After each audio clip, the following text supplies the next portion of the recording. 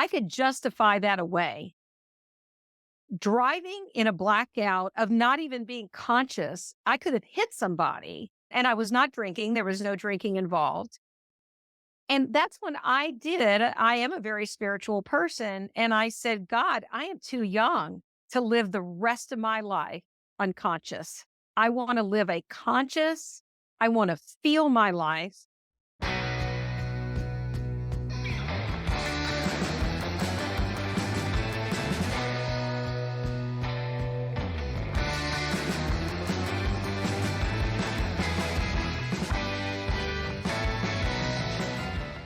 Hello, everyone. Welcome to Seek, Go, Create. This is your host, Tim Winders. We're going to have a great conversation today about how to be a better communicator, primarily from stage and in front of cameras and things like that. But I think a lot of it's going to relate to everyday communication. So I'm excited about that. Our guest has written a book about it, and she is a pro, no doubt about it.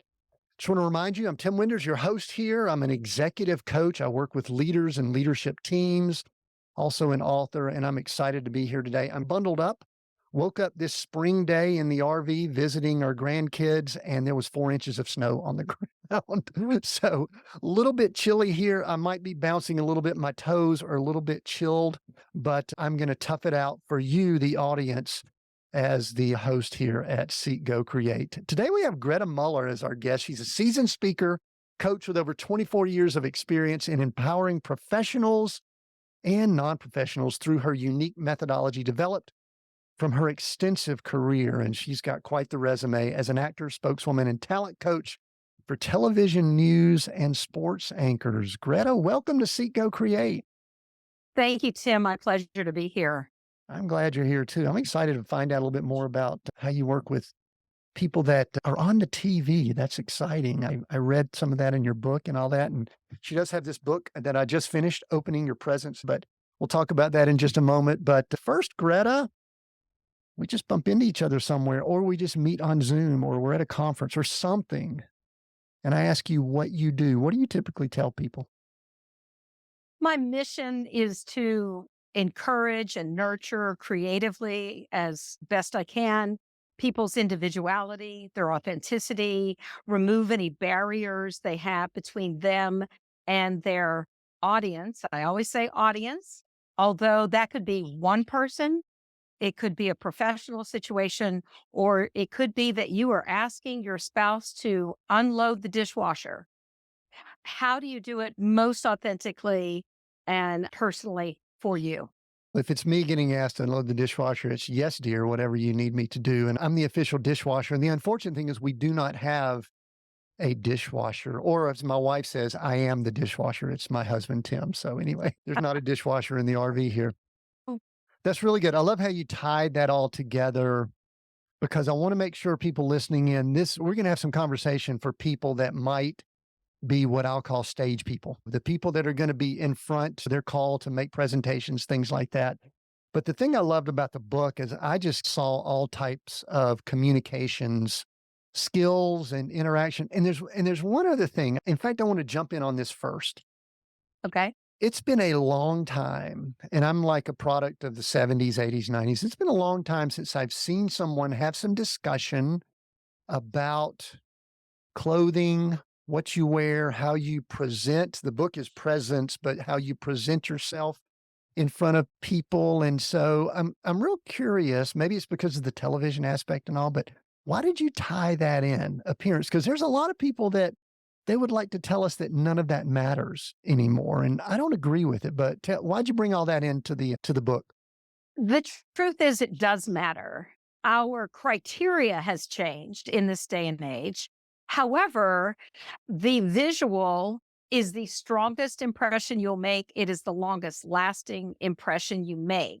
If the visual of a message is in disagreement with the audio, people will go with the visual. If you seem confused, said seem, you appear confused, doubtful, angry, frustrated. If that's how that is coming across, and yet you're speaking about confidence and courage, the people are going to doubt the message and go with the visual. And so appearance is the strongest message we send. And so it's not about looking beautiful or looking like a fashion model. It is looking appropriate for the situation. And I believe in this instance, appropriate means respectful. You're respecting the guidelines. I would not walk into someone's funeral looking like I was just washing the car. No more than people who would walk into the all you can eat barbecue place with peanuts on the floor dressed in an evening gown. People are going to stare. And so, how we dress is the first step we take to prepare ourselves for what is in front of us. The fascinating thing about that, and I love starting with this little bit of a conversation because again, I haven't just heard a lot of people talk about this recently, and I do, and I don't know if I'm old school. I do think it's important. I mean, I still remember reading in the early '90s, Dress for Success, and I was in business and speaking and with leadership. I actually taught how to speak in front of folks for corporate people and things like that myself. We'll have some fun with that in a little bit. But I remember feeling pretty darn important when I would put on that tie and suit and all that. Now I'm of the age where I fortunately or unfortunately just don't care as much, and some people might be sort of like me. But I like having the conversation, Greta, because I think some people show up and they wonder why things don't go well right from the start. As much as we would Yes. love to say, "Thou shalt not judge," we all judge, correct? And it doesn't necessarily mean judge in a negatively manner. Oh, you're a horrible person. But they judge, make an assessment based on what they see, which is why in the book, there are 5 A's that you prepare for. Appearance being the first one, being mindful of your actions, the way you use your hands, your body, etc. Audio, what you say, attitude, how you feel about it, all of that should be geared towards the audience. Here's the deal. If you're the one selling something, could be an idea. I want my spouse to load the dishwasher. It's a concept. Doesn't have to be a product. You're kind of selling something. How hard do you want to make them work to buy whatever it is you're selling? So you're going to gear your delivery to that person. However, you never lie. So I would never say, oh, you have to say XYZ or act like this because you're addressing this person. But you do want to show respect and concern for that person.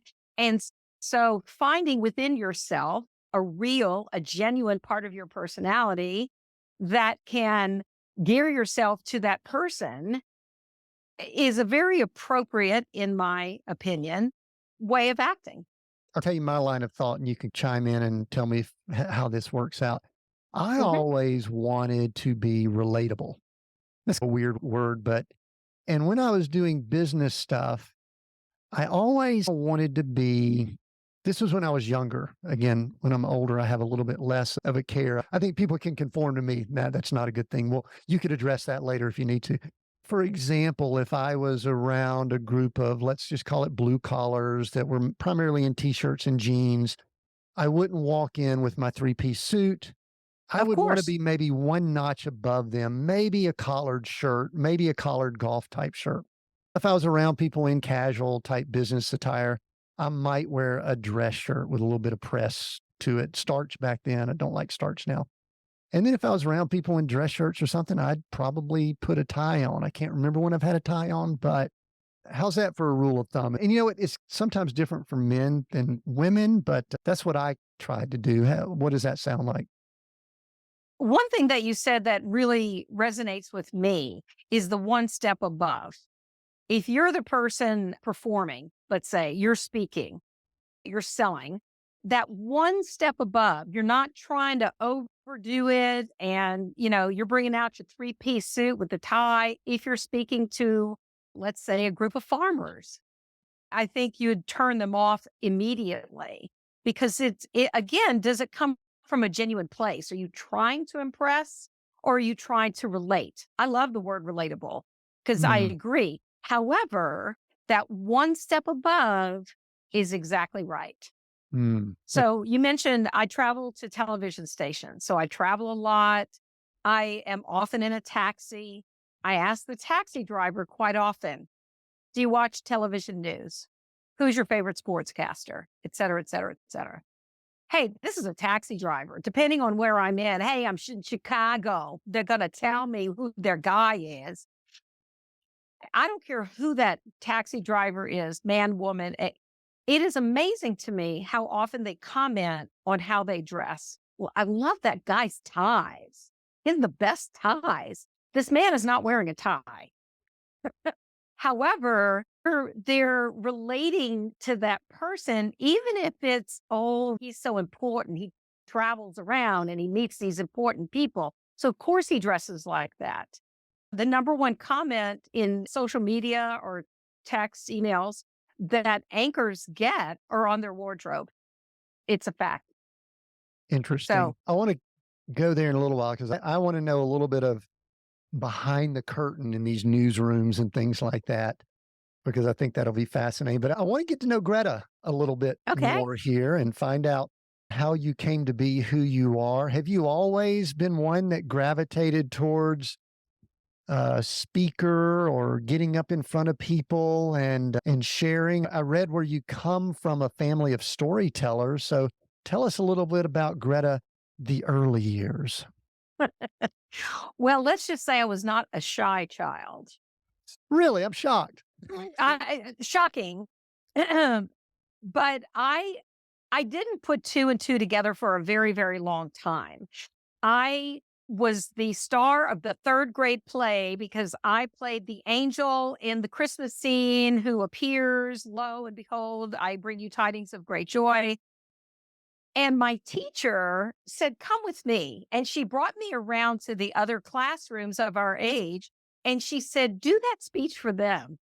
And I didn't understand, "Oh, I'm good at this. I'm a good performer. She's doing this because." But in high school, yes, I gravitated toward the speech department, communications, speech tournaments, and we would perform. And then it was time to go to college. And I had 2 wonderful parents who did not go to college. They were unable to really help me in that area. My teacher kept me after school and she said, "Okay, Greta, it's time for college. What are you going to do?"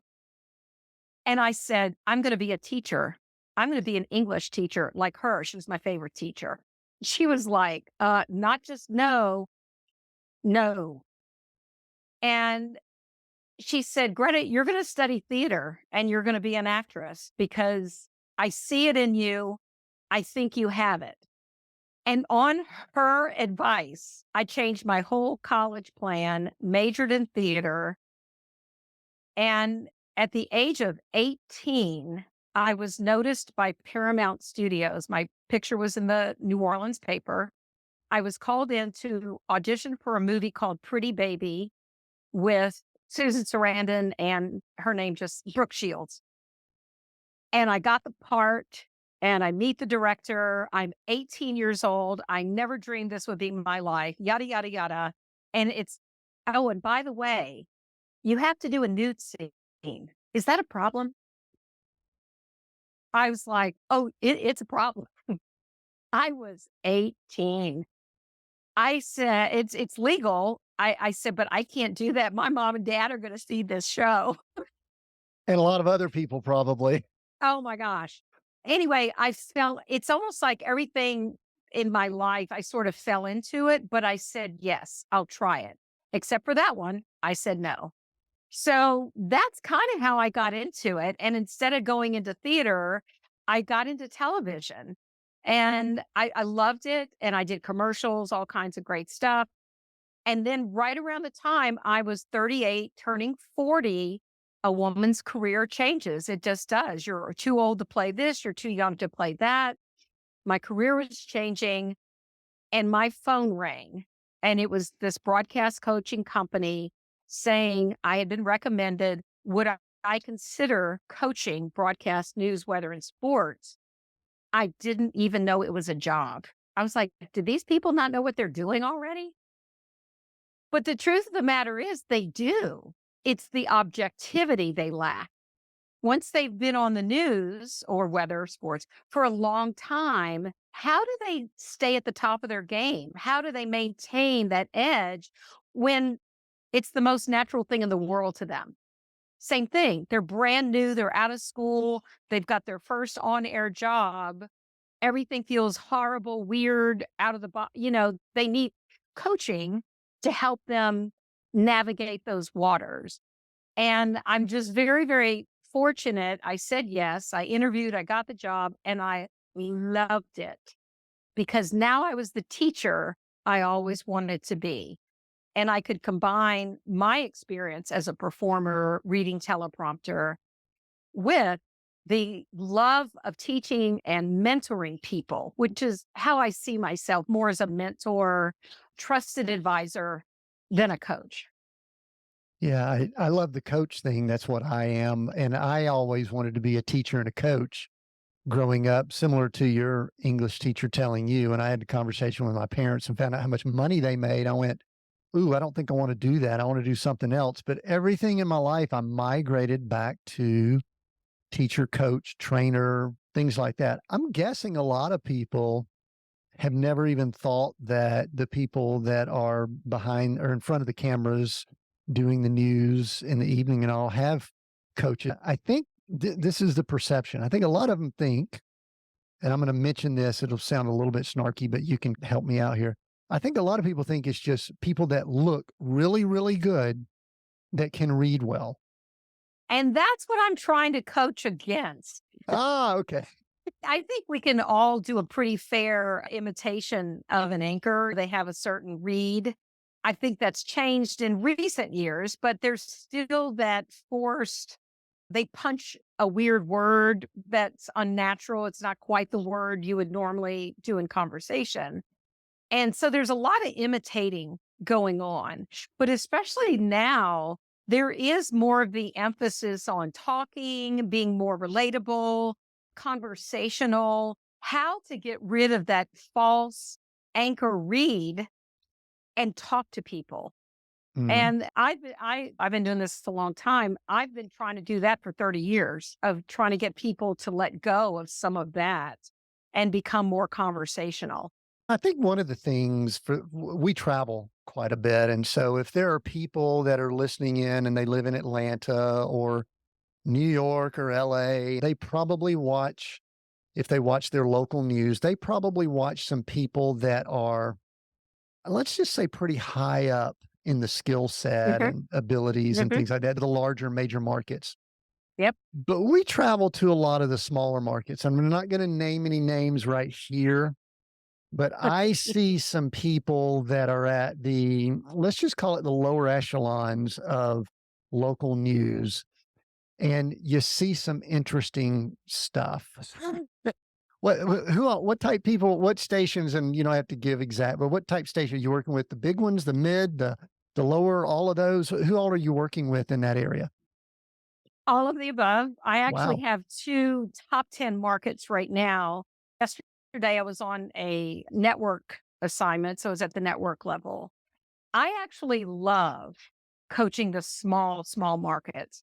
They're eager, they want to learn, they're fresh out of school, they're just trying to learn, they eat it up.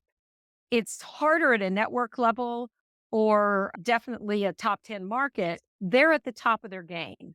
And so you spend time developing trust. I'm not here to change you. I'm not here to fix you because you're so awful. You wouldn't be here if you were awful. And there's a lot of mistrust, I guess, because they didn't hire me. That individual didn't hire me. Their boss did, or the network hired me. And so when the individual hires me, they're having trouble with an issue. They come and find me and they're all ears. I mean, they're ready to learn. If you're just assigned to somebody, that is a great deal of my job. And so I always say, I'm not going to try to tell you how to be an anchor. I don't know how to be an anchor. I played one on TV, but I don't know how to do the real job. But I do know a camera. I do know teleprompter. I know audience I've learned a lot since I've been in the business. And what you are doing is developing a relationship, which Mm. is true in any coaching a CEO or coaching a mid level manager. You have an audience and you are trying to develop a relationship, not talk at people. I think that's the value that we all have. And I think everyone needs to improve on this skill, the ability to relate and interact with other people. I just had a thought that came to mind, and I do not watch a lot of television. When I see Mhm. it, it's just glimpses here or there. But I was recently in Atlanta. We were visiting my wife's mother and trying to do some tending to some health issues she had. And in her building downstairs in the mornings, they had coffee and they had this is going to date myself. It's not Regis and Kathy Lee anymore. It's Kelly and it was Ryan was on it, but I think he was about to be leaving. So And it her was, husband's on it now. But yeah, he's Kelly the one and that came. Yeah, I haven't seen him, but I was watching and I don't even think the sound was fully on, Greta, but it was fascinating to me. We're going to talk about some of your A's here in a little while, body language and appearance and things like that. I was just watching their body language, and I'm sure that they had some form of either a teleprompter or script or something like that. However, it was so relaxing. I felt as if, and this is probably why they're so successful at what they do. I felt as if I was sitting there having coffee with them. They had their little mugs, their whatever the show is, and all of that kind of stuff. And I've wondered, I think they're doing more of that even with the broadcast news, attempting to have more conversational, but yet it's still scripted, teleprompted. And maybe you could give us a behind the scenes. How much are they reading off teleprompters and how much are they going at just having conversations? Is that something that, is that even the right question? I understand exactly what you're saying. I wish there was an answer. It Mm, is the answer to it is as varied as there are markets. The news in Little Rock, Arkansas, which is top 30 market, I think, mm. is quite different than what you're going to find Chicago, Philadelphia, Rhode Island, going up the East Coast, San Francisco. What is the style and energy? Is it your hometown news team or is it where news comes first? We are your news source. Bop, bop, bop, bop, hit it, hit it, hit it. Short, short, short, video out, or do we let them take time telling a story? Do you ever watch CBS Sunday Morning, that program, CBS Sunday Morning? It's been a long time. Was that the old one with, this is going to date myself bad, Charles Kuralt and stuff? Charles Kuralt, yes. It Wow. is Cause that now was probably Jane years ago, Pauley. right? It's a CBS News product. However, every story is allowed 7, 10, 15 minutes to Mhm. evolve. And on a local news program, you have 30 seconds. You better hit it, get in there and get out. What you're saying or what you're asking about, it depends on the type of, is it 5 o'clock or 10 o'clock? Is it 6 o'clock or 11? It depends on the newscast, who the audience is at that time. Mornings are more conversational for sure, but there is no one set answer. So part of my job is going in and saying, you tell me, what's the style? What's the culture and the feel, the personality? And if there's 3 or 4 of the networks that are in that market, each Yes. one of them may have something that separates them out. Some of it might be a little more folksy, homey, and some of it might be a little more professional, fast hitting it. So anyway, that's good to know. But before we go too much farther, and we're going to go into some things related to the book, I've got some highlights and things I don't want to cover. One of our taglines here at Seek, Go, Create, Greta is redefining success. And we leave it fairly broad in leadership or business or ministry or something like that. One of the things that I'd like to do before we get too much farther, and we were going over your story and got off onto the news and things like that, I would like to know a time back, kind of looking back in your life, that you've gone through either a jolt or catalytic event or something. It sounds like it could have been at that 38, 40 years old, which probably just a couple years ago for you, I'm guessing, but something that forced you to redefine success. And I also read a little bit of your background. I know you had some, we don't shy away from really challenging things too here. on the show. Is there something you could think of that you could share with myself and the audience that you had to redefine what success looked like to you? You thought it was one thing, you went through something or decided to make a change and then found out it was this. So, redefining success, share something related to that before we dive into the book a little bit more. For me, someone who I was always encouraged to work, go to college, even from the South, where many women were just go marry somebody, just make sure he makes a good living and he Taken can care of. They support were you, well taken care of. well taken care of. I remember I was very young, 6, 7 years old. And I said to my mom, I said, I don't think I want children. And she said, well, then, honey, don't have them. And I don't know why I even came up with that. I mean, I'm 6 years old. What do I know about it? But it turned out to be a very consistent theme for me that I was more of a career person. So that career meant I was top of my field. I was well respected. I was making a good living. I owned my own home, drove a nice car, et cetera, et cetera. Well, I had all of those things. And to do that, I had to be on the road, traveling away from home by myself over 200 days a year. And in all of that, and I'll date myself, this goes back to the 90s, we traveled with big, heavy briefcases because it was filled with videotapes and my computer and all this stuff. And my shoulder had been killing me and killing me. And I swung that big old thing and I heard a crack. And I have never been in so much pain in my life. I had broken my neck. And I didn't even know it. It was a Friday afternoon. I was headed back to Dallas and I had to get through the weekend. And by the time I got to Monday, I was almost hysterical because silly me, go to an emergency room. Oh, I don't want to bother anybody. I plugged through, plugged through. I went to see my doctor. She slapped a neck brace on me and she said, I think you broke your neck. And I'm like, please, that kills you. She said, not necessarily.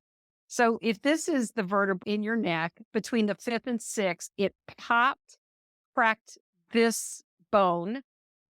I had to have an 8-hour neck surgery. They replaced it. Do you want cadaver or plastic?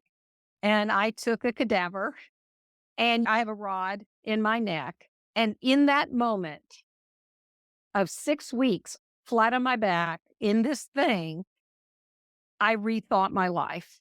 And I realized I love what I did. I did not like the way it was going. Why do I have to travel 230 days a year? How do I make a living without all this travel?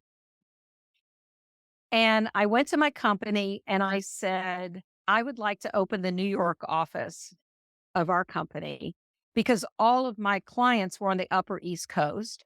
I was told, no, it's a Texas company. It's Texas based. Everybody lives here. And I said, great, I understand. And I tendered my resignation. And we had a 6-month window. You had to give 6 months notice. I was the first person that did not get escorted to the door when they quit because I was actually booked 4 months in advance. So what were they going to do? And so I moved to New York. I changed my life completely without a job. And I had a non-compete for 2 years. So I couldn't keep coaching broadcast people. And I had to reinvent myself. And that was the big change for me. So breaking your neck will do all kinds of things to you. Have you ever thought about what would happen had you not broken your neck? Would you still be traveling 200 days a year? Would you continue doing that? No, I think I would have broken because I had been saying, I'm at my end. I can't keep doing this. I can't keep doing this. And actually, do you know the thing that actually got me is I was all healed. I'm back at work. I'm traveling. I'm doing my thing. And I drove to the grocery store, and the grocery store was 3 minutes from my condo. And I had a little back way to get there. Got my car, drove there, parked the car, lock it. I'm walking. And all of a sudden, I stopped in my tracks. I did not remember driving there. I drove in a blackout. I had done it so many times I could have done it with my eyes closed, and I did. That scared me more than the broken neck because the broken neck was an accident, could have happened to anyone carrying heavy things. I could justify that away. Driving in a blackout of not even being conscious, I could have hit somebody and I was not drinking. There was no drinking involved. And that's when I did. I am a very spiritual person. And I said, God, I am too young to live the rest of my life unconscious. I want to live a conscious, I want to feel my life. I want to see the sunshine. I want to know the birds are chirping. I want to feel my life. And that's what did it. And that was the day I went and spoke to my boss and said I had to leave. The reason that's so cool and not cool at the same time is because we all know how many people are walking around unconscious, literally. And I'm sure with the work you do, you go in and out of a potentially high pressure situations where people are working and they are probably in that mode where they are going through the process, working their way up. I look back and I was the same way. I was go, go, go. My adrenal glands were probably almost totally tapped out. I didn't know it because we could always muster up more, right?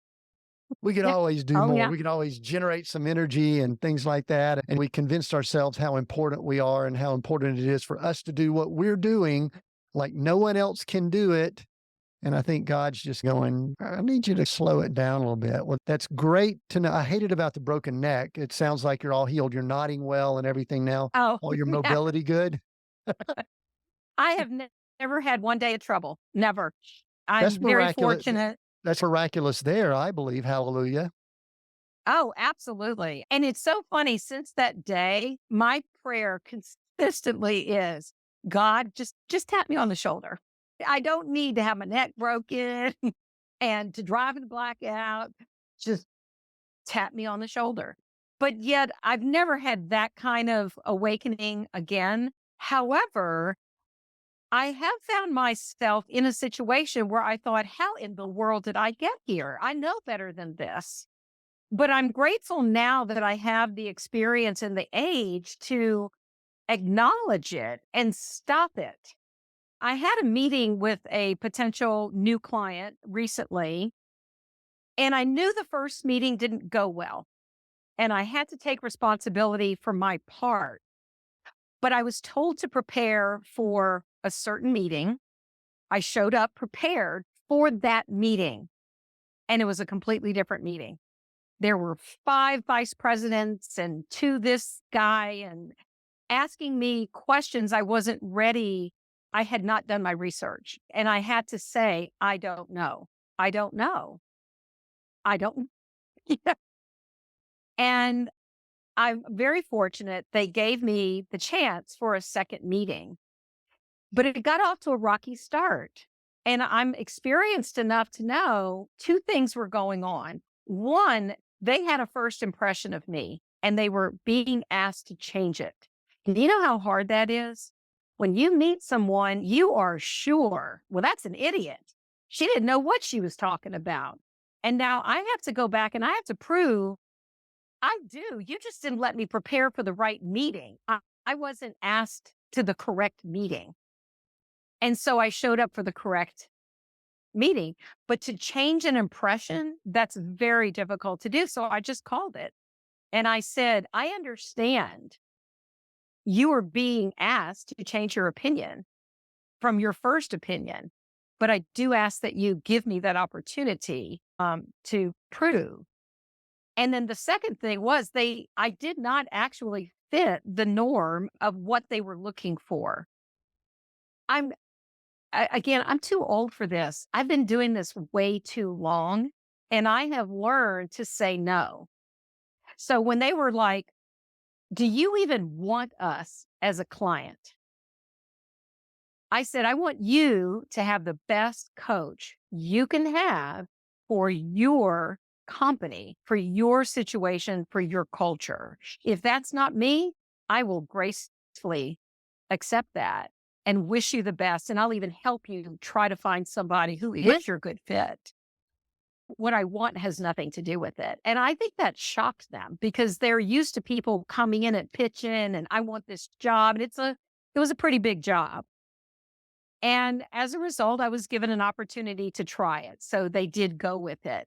But we had to really backflip a little bit. And that's tough, but I'm seasoned enough. I'm okay if it doesn't go my way. I'm okay if I'm not the coach for it. Yeah, but a lot of that's because of the journey you've been on. I hate to use the word we've failed. That's one of the reasons we use this term redefining success Hmm. here, because I think this is a guess for us, but had we had this story of Greta before she broke her neck and zombied out on her trip to the grocery store, you may have tried to, I'll use some terms and I may be wrong in this, we're speculating, wing it, work your way through it, not step back and admit. Because you know what? I think a lot of people, they believe that, and the word authenticity and all that comes in, but I think it's very authentic to admit and very mature to admit, you know what, I messed up, or this is not the meeting I was planning for, or I'm not prepared for what we're discussing here. Can we regroup or do we just need to punt? And I think that's pretty powerful. Do you think that, I don't want to say younger, but pre Greta, the early years would have just kept plowing through it? Is that part of your journey? Absolutely. I've always committed myself to the truth. I will speak the truth. If I don't know, I will say I do not know.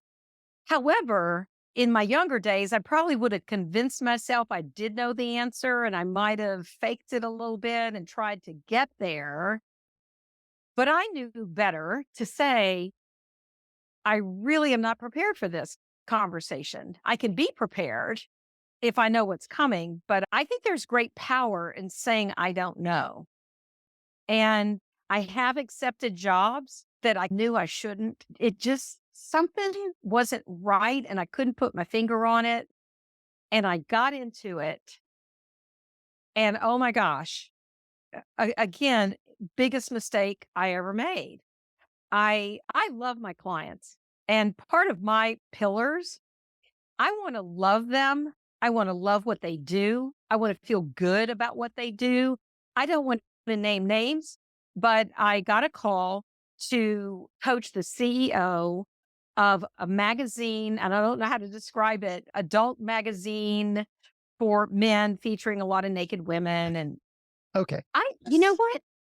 It's just not my job. I don't want to help you speak better about that product. And that's just me. And I'm not judging anybody who wants to read it or do it, or there's a coach out there for you. And I didn't have to say all that. I just said, I don't think I'm your coach. I don't think I'm the right person to do that. But I have taken a job with someone who I thought I am never going to please this person. She was a little too demanding, too exact. I didn't like the way she treated her team. They seemed a little tense. They didn't seem free to speak up. And yet I thought I could change the world. I'm just going to go and I'm going to be so nice. She's going to love me. And she's going, oh no, she ate me up, spit me out. But a wonderful thing happened. We were at a hotel because I believe in the worst possible circumstances, the most amazing thing can happen. We were in a hotel getting ready for a big show, big conference, and it's a union house. That means you do not move that electrical cord 2 inches if there is not a union person in that house to move it. And 12 hours before her show, she demanded a new set. Okay, 12 hours. We were going up at 10 a.m. the next day. That means 10 p.m. I didn't even know how I was going to do it, but I was going to try to make her happy. And we were, oh my gosh, down to the minute, down to the minute, down to the minute. And I think I had a crew of like maybe 5 or 7 people. All of a sudden, I look up at the stage. There's like 30 union guys up there throwing this set up. And I turned to the stage manager. I said, who are these people? Where did they come from? I did not authorize this expense. And he said, Greta, they heard you were in trouble. I'm like, "Look, you." And he said, no one likes her. And if it was her, they weren't going to do it, but they heard you were in trouble. And they came. I was like, oh my gosh. And there wasn't anything I could do for these men. And I mean, I don't control the budget. I don't, so all I could do was feed them. And we had free sandwiches and anyway, they're all coming up going, Greta, we just love you so much. No, and they were on their lunch break. Again, they were breaking their own union rules. They're not supposed to work on their lunch break. So even though I accepted it, I got into it. It was a nightmare. I was going to cry after this whole thing was over with. I got to see I got to see people act amazingly, but it also provided them an opportunity to be amazing so that they could feel good about themselves. And in the end, it was one of my favorite experiences because of that moment. But I just thought in the future, I'm not going to attempt that. If I don't have a good feeling, I'm It is interesting how sometimes we know we're moving down a path, and sometimes we do it because we think we're the savior and we could work with anyone. We're so oh yeah. awesome and we're so nice and whatever, or God's going to bless it or something like that. Or we just want the gig. We want the money. Could be financial reasons there too. But yet, after we get down that path, we go, maybe this wasn't the right move. I like how we've tied it together that a moment or a situation in life where we've had to redefine who we are can sometimes now give us a better perspective on those situations. Because Yes. often early on, we're just going at it, we're guns a-blazing, we're throwing our luggage over our shoulder and we're hitting the airport. And then all of a sudden a pandemic occurs and we go, wait, why am I traveling so much? Oh, I can't travel. Now what do I do? So somewhere along the way, you wrote this book, Opening Your Presence, and it's Presence. We'll include links and everything for people. But I think you sent me, this is the second edition. When was the first edition? Back in 14 or something like that? 2014. 2014. So what provoked you to write that and what was going on? And you said, you know what? I'm not speaking and coaching. I'm going to write a book. My first book, the first edition, I was working on a deadline. It had to be done by a certain date to coincide with the speaking engagement that I had. Mm. And I hurried through the edits. And even right after it came out, I'm so proud, but I'm looking at it. I'm like, oh, I don't like the way I said that. So there were things I wasn't pleased with. It did very well. It was translated into Greek and Chinese. That was an experience because if you read my writing, I talk like a Southern girl and I say, bless her heart and all this stuff. And working with translators, they were like, what is bless your heart? What does that mean? And it was a wonderful process. But in COVID, during the lockdown, it was exactly what you said. 2020 was going to be one of my best years, huge, and it all got canceled. I was doing a big bag of zero. And you can only do a big bag of nothing for so long, as you know, without baking bread to death and gaining 50 pounds. So I just thought, you know what? Let me write the version I wanted to write all along and embrace the whole COVID issue of communication because I was being forced the few jobs I did were online. I'm not crazy about coaching online. I don't think it's the most effective form of coaching and communication, but I can help you make it more useful and helpful.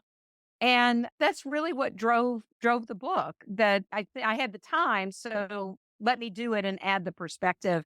And my old publisher had gone out of business. So I thought, well, great time. I'll have a new edition come out and it's still on the shelves. Very nice. As I was reading it, being someone who has, I guess I've skirted a lot of these areas. I've never sat in front of a camera reading a teleprompter, but I've spoken quite a bit, been up on stage, done tons of presentations, all that type stuff.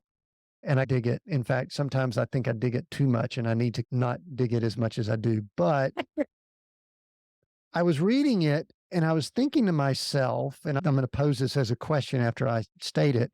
I was thinking to myself, this is really good for the professional person. And I think we said it in your intro that you do work with people that would consider themselves professional speakers. But I kept reading things to me thinking that it was almost better for the person who thinks they can't do it, should do it, but they know that part of life is they're going to have to do it. Who's it for, and how did you do that balance between the pros and the people that don't make me speak in front of people or anything like that, so that it was effective, which I thought it was very effective. So I think you did a great job of it. But how'd you do that? I directed it more to the non-professional speaker.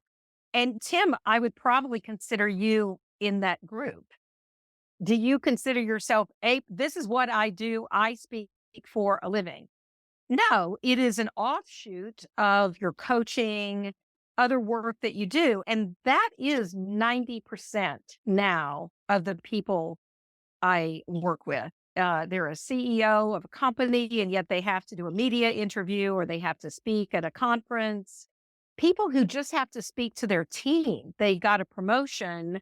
One of my clients fairly recently was a member of a team, was promoted to the head of that team. And she was like, now how do I talk to them? I was one of them. We would all go to dinner and complain about the boss. And now I'm that boss. And so just learning the power of having an intention. What is the purpose? What is the intention? What do you want them to think, feel, or do? And feeling is huge. A lot of people in the professional world are so set on the what. I need to tell them this, this, and this because that's important. They're not thinking about how do I want them to feel about that? Well, I want them to feel great. I want them to know these procedures are changing and they need to feel great and get on board with it. Well, that's more important than what it is you're going to tell them is how do you want them to feel? So I feel a professional speaker could get something out of the book. However, it is that person who is called upon to speak as part of their job. What's the biggest challenge that you see as you go in and work with people that aren't what we would call the professional speakers, the people that they know they need to do it? Some of them are really good communicators, I think. Some of them struggle and all, but what's your biggest thing? What is what do you see over and over I and over again? and over. I can answer that very easily. Good. And it is the voice in the head. It is what we tell ourselves about ourselves. It's why I have the whole chapter on spring cleaning, because people will come in and they'll say, I know my voice is awful. I know XYZ about myself. I know this isn't good. I know I'm not blah, blah, blah. And I don't agree with that at all. I think they're amazing. I think it's exactly what they do well. And they don't like their accent. English as a second language, people. Oh my gosh, people can't understand me. Yes, they can. I can understand every word that's coming out of your mouth. And so the first thing I do try to do is separate reality and pay attention to how you're speaking to yourself. Because if you're walking up to the stage hating yourself, oh my gosh, I didn't sleep last night. I'm a mess. I'm, blah, blah, blah. It's going to affect how you do it. So how do you flip that, hear the voice and change the voice, change the channel so that you're speaking to yourself in a more nurturing, encouraging way? Do we still have these measurements or this, I guess the factor that one of the biggest fears people have is still getting up in front of a group of people, small, medium, large, leading a silent prayer at church or even doing a bigger presentation in front. Is that still one of the biggest fears that people have? Being judged by their peers, being assessed. What are these people going to think of me? Yes, that is a concern. I will say that is a big concern. Again, that can be addressed by understanding you have that concern and directing it. What do I want them to know about me? And let's focus on how to project that Now, people who come in and go, oh, I just want people to know I don't do this very often and I'm nervous and I'm scared. I just want them to know that. Let's not do that. You don't have to act like you run the world and you know everything, but to come start that way, that's not a great idea. So it is a balance of what works, what's a way to address people, and what's real. And let's work on finding a good balance there. What's the challenge? One of the things that a lot of people get in the mode of, they believe that they have to perform. They believe that they have to sell or pitch. They believe that they have to impress. But yet, when we use words like authenticity or the title of the book, Opening Your Presence, the presence that you have, your own unique presence, it's more about sharing. It's more about inspiring or sharing information. How does one strike that balance? Because we do see people that are so impressive that we go, wow, that's what I need to be. But yet people need to be themselves. How do they reconcile that? I want to be like, I'm trying to even think of an example. Can't Politicians aren't a good example. I want to be like somebody. I Tony want to be like Joe Robbins? Rogan. I don't know. That's not a good example either. I want to be like so and so, and I'm Mhm. pretty comfortable in my own skin, so I'm not. I'm kind of trying to project, but I know that people have that.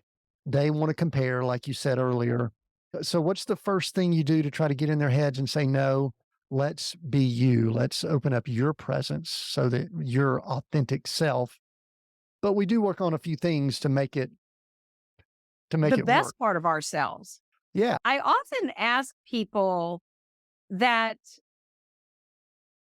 do they believe that who they are is sufficient? Mm. That right now, talking to me, are you enough? Are you able to make yourself clear, understood? Can we communicate? And I bring it to a one on one thing. And then I say, okay, great. Now, let's just put a few more people in this room. Are you enough? Is there enough there that can communicate to 10 people, 20? Let's make it 50. Because once the crowd gets to be any significant size, I always coach people to speak to one person at a time. Don't be, I call it the shark, that moving, that constantly, I got to take in the whole audience because there's 1,000 people here. And so, and they never focus. And that's what we're going to do. We're going to talk to one person, even if it's mental.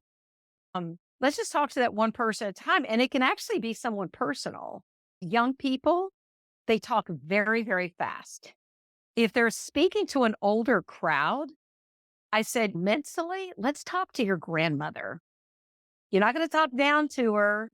You're not going to talk in an unloving way. You're going to be very respectful, but you're going to speak in a way that she can understand you. And it's one person at a time. So just helping people see that balance of sufficiency. You are enough. You don't have to be Tony Robbins, Oprah. You don't have to be Jane Pauley or whoever on the morning show. You simply have to be enough for a one-on-one conversation. And if you've got that, we can do it. That's a great question because I really do see, and I know you see it a lot in the work that you do. I see a lot of people that I think deep down they don't think that they're enough. Right. And so hence the reason for gaining some skills from a book or from a coach or from some training. And how do you this is maybe getting close to some of my final questions, but I think that some people can just gain confidence from just getting some repetitions in, getting a success or two under their belt. Let's just say you're working with someone and they are really struggling with the are they enough question, but you're trying to get a presentation done or they've got to speak in front of a small group of people or do something for their company or something like that. What are some ways that you help build that you are enough confidence Do you do it in micro steps? Or I know you don't just throw them out into the deep end of the pool probably, but what are some ways if someone's listening in or if you're working with someone that they can just start gaining some of that I'm enough confidence? I do believe in starting small. One of my favorite clients ever had trouble speaking up in a meeting. He was very shy, he was very self conscious.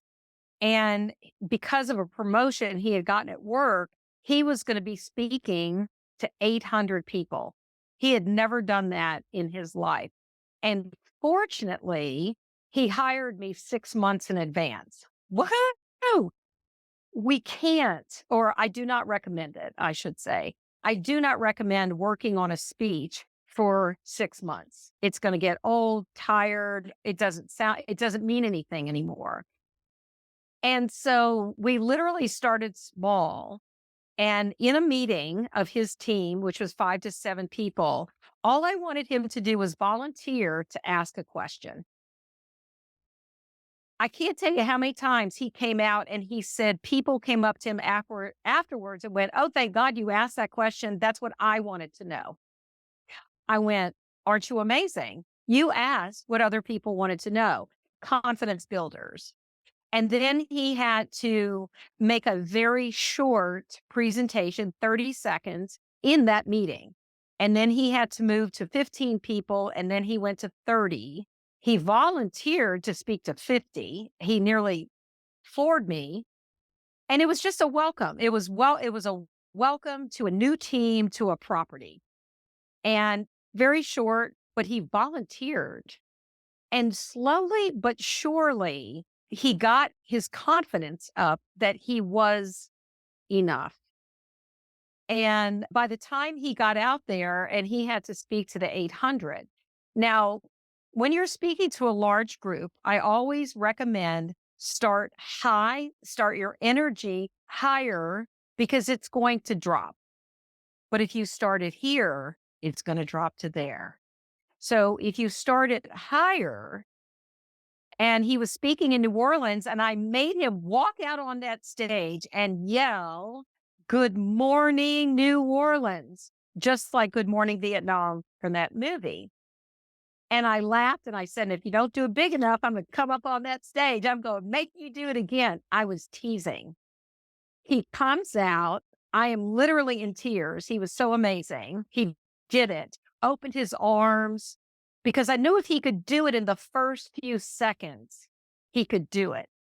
And he came out and he said, "You know what? I don't think I did that big enough. I need to go do that again, or my coach is going to come up on this stage." He said it from the stage. And he did, and he had a standing ovation in the first 10 seconds because they loved the humanity and the reality. And I asked him later, I said, "Did you really think I would come up there and make you do it again?" And he said, "Oh, absolutely." It's You like, convinced "Oh, him. honey, no." But it's always in increments.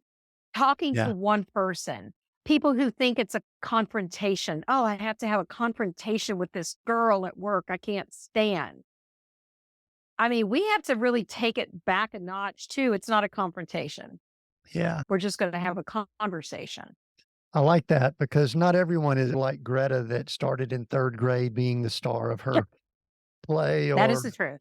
or even like Tim who was speaking and all that at that age too. So that is excellent. All right. In the book, Opening Your Presence, presenting the you want others to see. What do you really want the big takeaway to be for someone who gets and reads this book, Greta? I guess that it's possible that we all want to be seen and heard the way we want to be seen and heard. And it's about making the connection about, okay, if you want to be seen and heard the way you want to be seen and heard, or are you presenting that? Are you actually doing that? Or if people keep coming back with a negative impression or they're confused or they don't understand you, what are you doing? And how are you coming across? And so to say that it is possible, and it's also human nature, everybody wants to be seen and heard, everybody. And so they're not weird or different. Sometimes I'm the first person they've ever spoken to about this desire, and yet they know they're an introvert or they're shy, they're quiet. I'm not a naturally gifted speaker. Okay, that doesn't mean you can't speak. And so I think that is the biggest takeaway is making that connection between what you want and delivering on that for yourself. Greta, where can people connect with you and where can they find the book or anything you want to give? We'll include it down in the notes, but let us know where to find you and your resources. Well, it's very easy to find me, Greta Muller, and it's gretamuller.com. You can make a 15-minute consultation call free. Just want to chat with me. It's on the homepage. You click on that. The book is available, of course, through my site, but it's Amazon, Barnes and Noble, several sites, even through my publisher. And she gives all the sites that offer the book and stuff. Very good. And like I said, I read it over the last few days. I really enjoyed it. Greta, we Okay. are seek, go, create.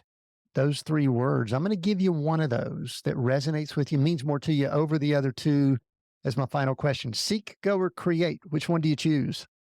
See, it comes to mind immediately. There is no go, there is no create, in my opinion, if you do not seek it first. Seek your truth, your authenticity, and a way will be provided. I love it. Thank you, Greta. Thanks for writing the book. I think it's a great resource for people. I think people need to get that. I've enjoyed the conversation. We knew that we knew that we would just right when we I've enjoyed it very much. Thank you. flipped on the microphone. I encourage, if you've been listening to this, to go get a copy of this book. I think everybody needs some of the principles, and regardless of where you are on the spectrum of speaker, all the way from pro down to I'm thinking about it, I think it would be excellent for you. Also, share this episode wherever you're listening in, podcast, YouTube, on some of our socials. Make sure you share it with people. I think people that would want to hear all that we had to say and answer that question.